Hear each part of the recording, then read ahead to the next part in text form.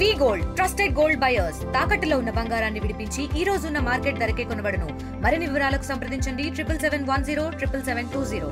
విజయనగరం జిల్లా గంట్యాడ మండలం ఎగువ కొండపతి గ్రామంలో వెలసి ఉన్నటువంటి శ్రీ శ్రీ శ్రీ అనంత వెంకటేశ్వర స్వామి ఆలయం వద్ద ప్రస్తుతం అయితే మనం ఉన్నాం. అయితే ఈ ఆలయం సముద్ర మట్టానికి 3333 అడుగుల ఎత్తులో అయితే ఈ యొక్క ఆలయాన్ని అయితే నిర్మించడం అయితే జరిగింది. అయితే ఇంత ఎత్తులో నిర్మించడానికి గల కారణాలు ఏమిటి, అలాగే ఇక్కడ 7 కొండలు దాటుకుని వచ్చి ఇక్కడే ఈ యొక్క ప్రాంతాన్ని నిర్మించడానికి గల కారణాలు ఏమిటి, దీనికి సంబంధించి మరిన్ని వివరాలు తెలుసుకునే ప్రయత్నం చేద్దాం.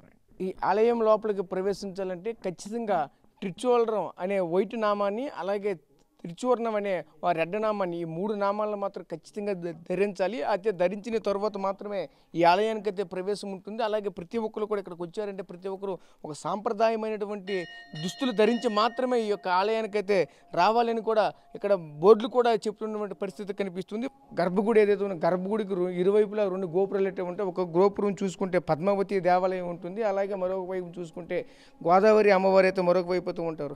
అయితే ఇరువురి అమ్మవారి మధ్యలో వెలిసి ఉన్నటువంటి శ్రీ శ్రీ శ్రీ అనంత వెంకటేశ్వర స్వామి ఆలయానికి అయితే మాత్రం ఒక ప్రత్యేకమైన స్థానం అయితే సంతరించుకుంటుందని చెప్పొచ్చు. ఈ యొక్క ఆలయం అయితే మాత్రం ఈరోజు చూసుకుంటే విజయనగరం జిల్లాతో పాటు విశాఖ జిల్లా వాసులంతా కూడా ఒక ప్రత్యేక స్థానంగా ఈ యొక్క ఆలయానికి అయితే మాత్రం వస్తున్నటువంటి పరిస్థితులు మనకు కనిపిస్తున్నాయి. అయితే ఇక్కడికి వచ్చినటువంటి ప్రతి ఒక్కరు కూడా కోరిన కోరికలు తీరుతున్నాయని ఒక ప్రగాఢ విశ్వాసంతో ఈ యొక్క ప్రాంతానికి అయితే వచ్చి అయితే దర్శించుకుంటున్న పరిస్థితి అయితే మనకు కనిపిస్తున్నాయి. ప్రధానంగా మనం చూసుకుంటే ఈ యొక్క ఆలయం అయితే మాత్రం 7 కొండల మధ్యలో అయితే మాత్రం ఉండడంతో మరింత అనుభూతిని అయితే ఇస్తుంది. అంటే ఇక్కడ రావాలంటే ఒక 18 కిలోమీటర్ల మేర అయితే మాత్రం ఒక ఘాటి రోడ్డు అయితే మాత్రం దాటుకుంటూ రావాల్సినటువంటి పరిస్థితులు అయితే మాత్రం ఉంటుంటాయి. అయితే ఇటువంటి పరిస్థితుల్లోనే ఎంత కష్టమైన సరే ఖచ్చితంగా ఈ యొక్క ప్రాంతానికి అయితే వేలాది జనాలు అయితే మాత్రం భక్తులు పోటెత్తుతున్నటువంటి పరిస్థితులు కనిపిస్తున్నాయి. అంటే చూసుకుంటే ఈ యొక్క ఆలయం యొక్క ప్రతిష్టత అనేది ఏ విధంగా ఉంటుందని చెప్పేసి మనం మాటల్లో చెప్పలేనటువంటి పరిస్థితులు కూడా కనిపిస్తూ ఉంటాయి. దీనికి సంబంధించి ఆ ఆలయ ధర్మకర్త ఉంటారు, ఆలయ ధర్మకర్తతో మాట్లాడి మరిన్ని వివరాలు తెలుసుకునే ప్రయత్నం చేద్దాం. చెప్పండి స్వామి, ఎలా అనిపిస్తుంది, ఏంటి ఈరోజు ఇన్ని కొండల మధ్య ఇంత పెద్ద ఆలయాన్ని ఎందుకు మీకు కట్టాలని ఆలోచన వచ్చింది, ఏంటిది? ఈ ప్రదేశానికి రావటం 2010 ఆగస్టులో రావటం జరిగింది. సరదాగా రావటం జరిగింది, గుడి కట్టడానికి రావటం లేదు, మామూలుగా రావటం జరిగింది. వచ్చిన తర్వాత గుడి కట్టాలని ఫీలింగ్ అయితే వచ్చింది. గుడి కూడా వెంకటేశ్వరం గుడి కట్టాలి, ఎందుకంటే ఆన్ ది వే ఇక్కడ వరకు వస్తే ఇది 7వ కొండ అన్నమాట. 7 కొండలు కాబట్టి వెంకటేశ్వరం గుడి అయితే అప్రోప్రియేట్గా ఉంటుంది అనుకున్నాను.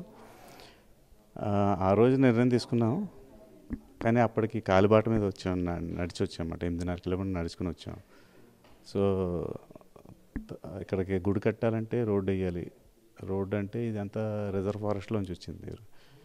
సో ఈ రోడ్డు శాంక్షన్ చేయించుకోవడం కోసం చాలా విశ్వప్రయత్నం చేసి మొత్తానికి రోడ్డు శాంక్షన్ చేయించి ఈ విలేజెస్ అన్ని కనెక్ట్ చేస్తూ ఇక్కడికి రోడ్డు తీసుకురావడం జరిగింది.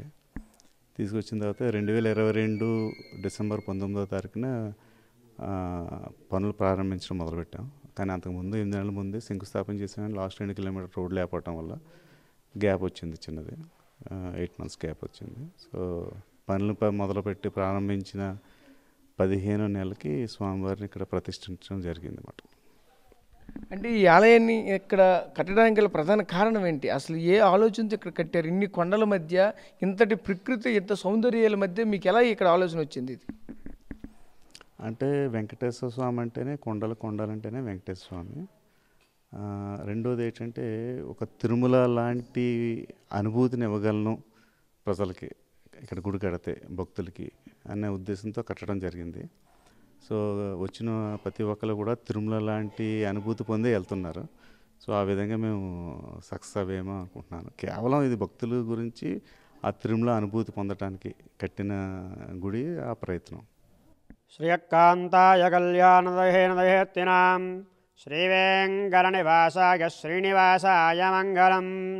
మంగళాశాసనపరై మదాచార్య పురోగమైః సర్వైశ్చ పూర్వైరాచార్యైశ్చ సకృతాయాస్తు మంగళం. శ్రీ వైకుంఠగిరి నివాసంలో వేంచేసి ఉన్న శ్రీ అనంత వెంకటేశ్వర స్వామి వారి యొక్క ఆలయంలో మనము ఉన్నాము.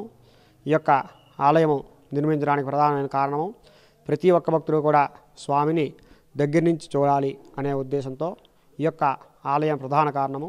అలాగే ప్రతి ఒక్క భక్తులు కూడా ఈ యొక్క స్వామిని దర్శించుకున్నారు. అలాగే వాళ్ళ మనోవాంఛలు కూడా అందరివి కూడా నెరవేరాయి. 6 గంటల నుంచి కూడా సాయంకాలం 6 గంటల వరకు కూడా స్వామివారి యొక్క ఆలయం తెరిచే ఉంటుంది. ఉదయం 5:30 మొదలుకొని సుప్రభాత్ సేవ, అలాగే 10 గంటలకి స్వామివారికి తోమల సేవ జరుగుతుంది. అలాగే సాయంకాలం నిత్య కైంకర్యాలు, ధూపదీప నైవేద్యాలు కూడా జరుగుతాయి.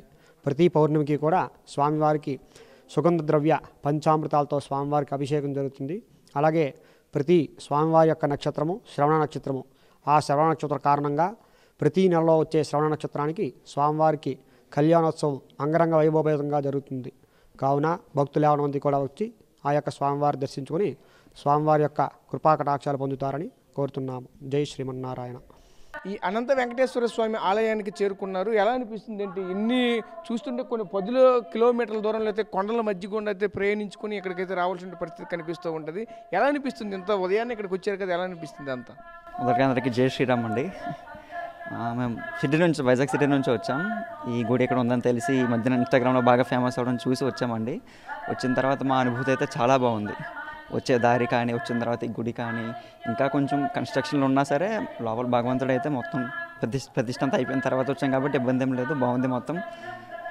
ఎవరైనా సరే రావాలంటే కూడా తప్పకుండా ఈ గుడిని వీక్షించవలసింది కోరుతున్నాం. అంటే గుడికి వచ్చిన తర్వాత కొంచెం పాజిటివ్ వైబ్స్ వస్తున్నాయి ఇక్కడ నుంచి. ప్లస్ జర్నీ కూడా చాలా బాగుంది అనిపించింది మాకు. 18 కిలోమీటర్లు మొత్తం కొండ తిరిగి వచ్చినప్పటికీ బాగుంది అనిపించింది. ప్లస్ ఇన్స్టాగ్రామ్లో కూడా కొంచెం హైలైట్ చేస్తున్నారు కదా, ఎందుకు మనం కూడా ఎంత సపోర్ట్ చేయకూడదు అని చెప్పి వచ్చాం. చాలా బాగుందండి. చూసాం కదా, ఒకటే చెప్తూ వస్తున్న పరిస్థితి కనిపిస్తుంది. ప్రధానంగా చూసుకుంటే ఇక్కడికి వచ్చినటువంటి భక్తులే కాదు, అలాగే చుట్టుపక్కల ఉన్నటువంటి ప్రజలంతా కూడా ఈ యొక్క ఏదైతే అనంత వెంకటేశ్వర స్వామి దేవాలయం ఏదైతే ఉంది, ఈ దేవాలయం అయితే మాత్రం ప్రత్యేకమైన స్థానం అయితే సంతరించుకుందని ప్రత్యేకించి మనం అయితే చెప్పుకొస్తున్న పరిస్థితి కనిపిస్తుంది. ప్రధానంగా చూసుకుంటే ఏదైతే ఇతర ఎస్కోట్ కావచ్చు, కొత్త వలస కావచ్చు, అలాగే విజయనగరం జిల్లాకు సంబంధించినటువంటి ఆ మెంటాడ అలాగే గంట్యాడ ప్రాంత వాసులంతటికీ కూడా ఒక ప్రత్యేకంగా ఈ యొక్క ఆలయం అయితే మాత్రం కనిపిస్తున్న పరిస్థితి కనిపిస్తుంది. కలియుగ ప్రత్యక్ష దైవమైనటువంటి శ్రీ వెంకటేశ్వర స్వామి అవతారంతో ఇక్కడ ఉన్నటువంటి ఈ ఆలయానికి అయితే మాత్రం భక్తులు ప్రతి ఈ రోజు కూడా కొన్ని వందల సంఖ్యలో భక్తులు అయితే పోటెత్తున్న పరిస్థితి కనిపిస్తుంది. ఇదే క్రమంలోనే ఇంత చుట్టూ కొండల మధ్య అయితే మాత్రం ఇంత ప్రకృతి రమణీయ మధ్య అయితే మాత్రం ఇంతటి చక్కని దేవాలయం అయితే ఉండడం పట్ల అయితే మాత్రం భక్తులందరికీ కూడా చాలా సంతోషం వ్యక్తం చేస్తున్నటువంటి పరిస్థితులు కూడా కనిపిస్తున్నాయి. అయితే ఈ యొక్క ఆలయానికి రావాలంటే మాత్రం ఒక విధంగా చెప్పాలంటే ఈ ప్రకృతి రమణీయత మధ్యనైతే మాత్రం రావాల్సినటువంటి పరిస్థితి కనిపిస్తుంది. ప్రధానంగా చూసుకుంటే ఇక్కడ రావాలంటే ఒక ఘాట్ రోడ్ అంటే దాటుకొని రావాలి. ఘాట్ రోడ్ అంతా కూడా సుమారుగా 18 కిలోమీటర్ల మేర అయితే మాత్రం ఉంటుంది. ఈ 18 కిలోమీటర్ల మేరని కూడా అలాగే ఒక్క సింగిల్ రోడ్లోనే రావాల్సిన పరిస్థితి కనిపిస్తుంది. దీన్ని చూసుకుంటే ప్రత్యేకించి దానికి సంబంధించి సెక్యూరిటీ కూడా ఏర్పాటు చేసి ఎక్కడ కూడా ఎటువంటి ప్రమాదాలు అవాంఛనీయ ఘటనలు కూడా జరగకుండా అయితే మాత్రం ప్రత్యేకించి శ్రద్ధ కూడా తీసుకున్నటువంటి పరిస్థితులు కూడా కనిపిస్తున్నాయి. ఎవరైనా రావాలంటే ఈ ఆలయానికి వచ్చే కోరిన కోరికలు తీర్చని కూడా ఒక ప్రగాఢమైన నమ్మకం కూడా కలుగుతున్న పరిస్థితులు కనిపిస్తున్నాయి. కెమెరా పర్సన్ నాయుడుతో రాజేష్, RTV, విజయనగరం నుంచి. మరిన్ని వీడియోస్ కోసం ఛానల్ ని సబ్స్క్రైబ్ చేయండి. లేటెస్ట్ అప్డేట్స్ కోసం వాట్సాప్ ఛానల్ ని ఫాలో అవ్వండి. ఆ లింక్ డిస్క్రిప్షన్ లో ఉంది.